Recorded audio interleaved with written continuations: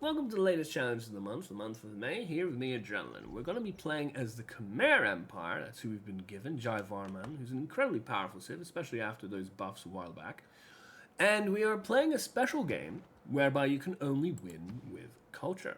There may well be some cheat strats for how to win culture games really early, maybe get a few visiting tourists very early on instead of how it's normally grows into, but I'm not entirely sure how to do that, so we're just going to play this normally. And given this is a normal game, for the most part, outside of some of these restrictions, we're going to be playing on Emperor difficulty because that's a choice out of that or Prince that I'd rather go for, and on standard speed. Now, usually I like playing on online speed, so this game is going to be quite long.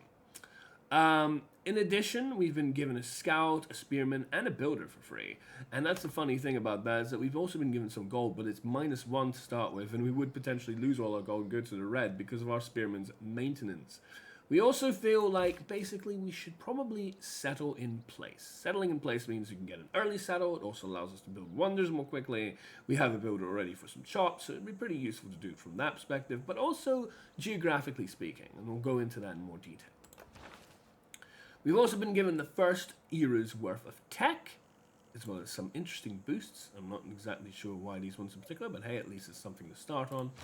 And also all the first era's, ancient era's, civic boosts. And because of that, we've been given a couple of governor positions to work with. The governor titles, both here and here, have not been forgotten. And we can start very nicely on political philosophy.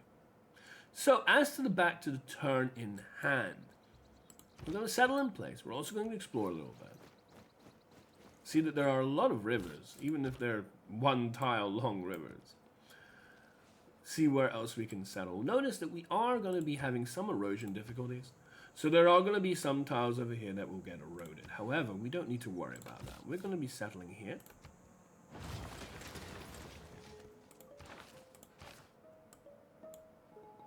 That allows us to have our music. Interesting. I was wondering where the music was. Apparently you have to settle before you can have music. Very interesting. Anyway, why are we settling on this tile? Well, outside of the acceleration to our empire, I'm going to plan on building a harbor here for a +3 adjacency. It's actually going to be a +4 adjacency because we're going to be building a commercial hub here, and +4 is always the goal that you really want to be getting to. Some of those policy cards really value +4 adjacencies. So plus for the harbor, +1 for the sea resource, +2 for the city center adjacency, and +2 for the +1 for the two district adjacencies here with the commercial hub and city center. So 1, 1, and 2 for the city center is 4. The commercial hub will get a +5 adjacency when fully completed, because it will get the +2 from the harbor, it will get the +2 from the river, and it will get the +1 for the two districts adjacency. So that's a +5, so that's very nice. You can now see that with the additional land acquired, including this mountain, the vision shows us that this place is a pretty decent place for our holy site. Now, bear in mind that, especially with the Khmer, but in general, especially if you get certain other things, getting holy sites near rivers is probably particularly beneficial, but in this particular case, there's not really a great spot for a river. This is obviously being eroded, so we don't want to be putting a holy site in any of those tiles. So we could potentially put one here, but I don't really know what's on this tile. I want this to be relatively in proximity to everything else, and it also gives us an adjacency for the Mahabodhi Temple, which for a culture game ain't a bad thing to get. If it's a religious game, you want to save your apostles for when you can make the best you can, but in a culture game, a couple of free apostles is pretty nice. That allows us to put an adjacency with the theater square for a +2, as well as another +2 for a +4 theater square, actually a +5 with the entertainment complex, because it's going to get +2 from Mahabodhi, +2 from the entertainment, and +1 from these two districts. So as we always do, it's time to talk about Jayavarman's kit. And he is quite a powerful civ leader, so there's a lot to talk about. Monasteries of the King. Holy sites are granted a major adjacency with rivers. Already that is exceptional, because there's going to be a ton of rivers on this map. We can see them already. And, you know, really nice to be able to get that additional faith and so on. And it also gives us Culture Bomb, which can be pretty useful. Just a natural culture bomb. It helps us grow our empire and not have to worry about getting those tiles in the slow manual way. or purchasing them. And food equal to its adjacency bonus, which is also pretty powerful, especially for growing those cities. And +2 housing if on a river. Like, that's just so much. That is so much. It gives you housing, gives you food, gives you more faith, it gives you adjacencies, it gives you culture bomb, it gives you basically the whole bloody lot. Like, it's one of the most powerful holy sites in the game. Grand Berets. Cities with an aqueduct receive +1 immunity from entertainment and +1 faith for every population. I do really like making aqueducts because of that additional housing. And of course, the more housing, arguably, we get to more population, and so therefore our faith is higher. It's very synergetic. Farms provide +2 food if adjacent to an aqueduct and +1 faith if adjacent to a holy site. Now, I am not a fan of building farms, generally speaking, and I don't really build that many farms in this game either. There might be more of a validation for building those farms in this game, but even then, you've got, like, builders have so many uses, particularly for building improvements and for chopping, you know, resources, whether it be rainforests for a combination of boosting your population, especially if you're in a loyalty pressure situation, and of course production, especially from woods, deer, and other heavy production sources like that, especially on the standard speed game where that's even accelerated even further. Domrek. Khmer unique medieval era siege unit that replaces the trebuchet. This unit has a higher melee and range strength than the trebuchet. It can move and shoot in the same turn and exerts zone of control. Yeah, zone of control is a very interesting one, because the other day I actually learned that archers, I guess, don't have zone of control because my archer was pincered by barbs. It was a different game. We may well have a video on that coming up, but yeah. It really messed me up that I wasn't expecting that this warrior could just come around the back. And even though the warrior was dead, now was so my archer because the freaking line infantry occupied the other spot and there was no way I was going to get away from it. So, something to worry about. But hey, the Domrey can deal with that, so that's alright. The Prasad. +6 faith. A building unique to Khmer replaces the temple, required to purchase apostles and inquisitors of faith, +0.5 culture for every population in the city. Once flight is researched, receive +10 tourism if the city's population is 10 or higher, and +20 tourism if the city is +20 or higher. Now, if you know anything about me, you know that I love building big cities. I don't mind building a number of cities, though I tend to not be as enthusiastic about it as maybe some other players. But you'll find I build quite a number of cities here, but they're all nicely sized. They're all at least, I want to get target in any game, especially a game with certain policy cards and such on, 15 population. It also allows us to have the kind of amount of districts that I want to be building, because, you know, of course, the amount of districts is heavily governed by the size of your population. So, you know, when I want to be building harbors and entertainment complexes and, of course, theater squares and holy sites and commercial hubs, that's already like 5 districts. That's like 13 at least. And so like 15 is kind of like a stone throw away from that. And, you know, maybe in some cases even build other specialist districts. Very much something I look forward to making the most of with that as well. Okay, so a few turns in now, and we've already made our first settler from the capital, of course.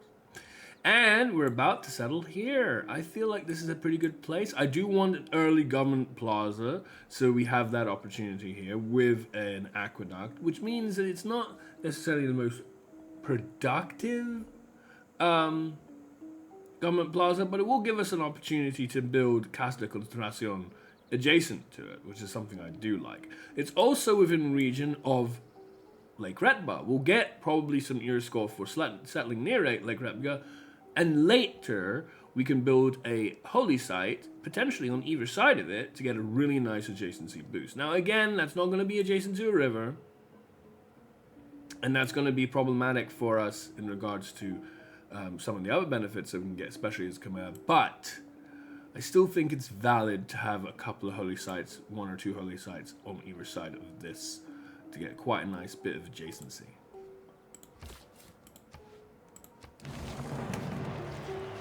Okay, still early game. We've met our first 2 neighbors, Gandhi and Pericles. We're struggling to befriend Pericles, and that will be an ongoing theme for the entirety of this game. But anyway, Gandhi, much easier to befriend, and we're heading towards that golden age. We're not far off. 8 points within 10 turns, possible, doable. And we have ourselves our religion. We're the second religion behind Islam, made by nobody we know yet. Feed the world mini house. Those are not really our priorities. Let's just get to it and make that religion, shall we? I'm gonna have to pass a turn in order to do so. Okay, so back to the religion. We make it the same as always, in tribute to Atelier, barrelism.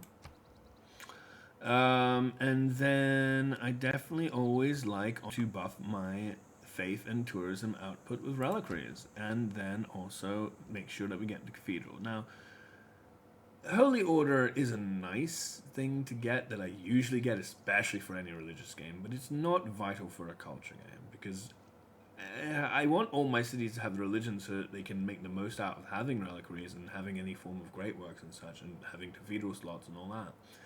But if we can maintain our religion, that's all we need. We don't need an excessive amount of apostle army to do anything. So we'll take cathedral to make sure it gets taken, because this is actually quite highly sought after as well. Maybe not as highly sought after as, say, the Wat or the Meeting House, but it's pretty up there. Don't want to risk it. There's our +2 era score for getting the second religion, and off we go. Theology acquired. We're going to be able to get our apostles soon enough. We've already done some research to it because it's added to that. And yeah, looking good. So here it is, our grand plan. We have ourselves in place a bunch of different things, all perfectly timed. So, number one, we're gonna get Golden Age into the medieval era. We have just acquired enough, just above, not overshooting, so that's really nice. With 1 turn remaining, the Golden Age for the next medieval era. We also are building more faith because we're about to get the Prasat, and that will hopefully boost that faith economy because we are only at +8, and if we want that Monumentality Golden Age, we're going to want to get as much faith as we can, although we have already nicely saved up 260 worth of faith, so we're going to be able to use some right off the bat. And finally, we're going to be making our Temple of Artemis. Woohoo! This will hopefully allow us to not have to worry about getting a Dark Age for the following age, like the Renaissance after the medieval, because hopefully this will boost into the medieval era, as it will be finished next turn, or not this one. And of course, what better way to make so much advantage out of 3 consecutive camps than the wonder that cares about camps more than anything else, and make this the biggest city that we get across the course of our game. As you can see, our empire is growing, and we've been able to boost that faith quite quickly to a whole 48 per turn, which is going to make a whole bunch more cities available. We have land to spread to, but Greece is indeed making their way up towards us unpleasantly. We don't really want them to go any higher. We have our fire to deal with as well, which is, you know, taking some prime real estate, but hey, you know what, we can deal with that. And we're 1 turn away from Mahabodhi Temple, which will allow us to get us our final 2 apostles to finish our religion, get us some even more era score, avoid that impending possible Dark Age, but we're really only 10 away with 26 turns remaining. We're not actually really in any real danger of that, but it'll be nice to make that assured anyway. In a dusty, bustling corner of the Indian state of Bihar, there is a magical place that one might think of as the hub of Buddhism. And it's called Toys R Us. I don't know if you guys remember that. I really enjoyed making that joke. But anyway, there it is, the Mahabodhi Temple. Our faith boosted even further. Woohoo! So it seems like the sheer audacity of Pericles knows no bounds as he decides to go to war with us. Very irritating indeed. He doesn't even have walls on his city. It's like, what is that about? I have a crossbowman that hopefully will be able to try and do something, but in the meantime, what I am grateful for is that we have found Valletta. We've been exploring the world, as you do.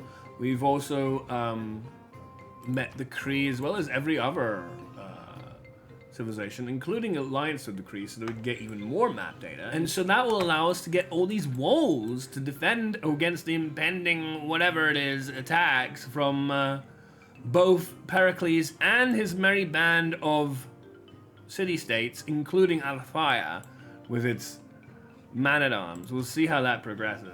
Mid to late game now, and this particular turn has shown some quite significant milestones. For one, we have just finished researching conservation, which means we finally have access to naturalists and national parks. And boy, do our pins show that we have a lot of destinations for these national parks. So let's get going, shall we? We can already buy our first one, so let's get to it. So that will be going off to Lake Retba to make our very first national park. Also, we've been able to create and train our very first spy, which will help us with our money and potentially stealing great works. So let's have a go at doing that, shall we? Let's go over to here. They have 600 plus gold. We can gain sources, make this more likely than 50%, and see how we do. Progressing very nicely. You rejoin us as we were finishing our wonder game. Wonders take most of the front half, if not even a little more, of the general culture game. It tends to be filled up and completed with more national parks and, you know, great works collections, which is coming along nicely. But in the meantime, we still have Tour de Belém to be made. One turn on that. And we have Bolshoi Theatre. And of course, as I say, great works. It's very nice that we're able to collect as many man-made wonders that house these great works. And it's very important for us. We already got Apadana. We got Mont Saint Michel, that's for relics. Apadana is a little more versatile. We also got Hermitage, which is really good because obviously 4 pieces of art is a lot to be able to house. It's similar to the government building that we're going to get later. So yeah, we're definitely making our way to that culture victory. And indeed, you're about to witness that vengeance is sweet and vengeance will be ours, as Greece has caused us so many problems throughout this game. However, their sweet city named Pergamon is under some severe loyalty pressure from ourselves, and you will find that when we turn on the loyalty tab, they indeed have only 7 loyalty left, and in a turn will fall by 9 more and convert to ourselves. Better late than never, because hell, it has been a long-ass game. 230 turns in, we're closing in on endgame, to be honest. We only have a little bit left. Our projected target is 16 turns from now. Don't know how you guys fared, hopefully you did just as well. And we'll be seeing the side of victory shortly. And you join us as we have finally won this marathon of a game. Holy moly, how long did it take? Well, the answer is 243 turns, and 355 of the 354 visiting tourists is ours. Mind you, we have our own domestic tourists of 500, which is quite a lot. It's been a fun game, you know, it's been a relatively straightforward culture game, but it's just been slow.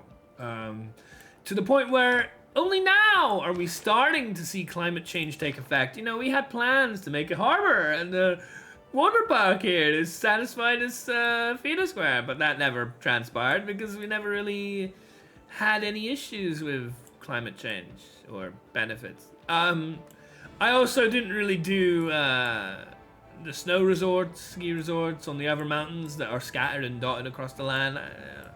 Something I could have done, it wouldn't have been that big a deal regardless.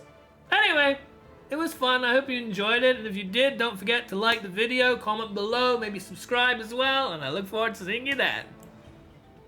The worth of a culture is not measured by its accomplishments,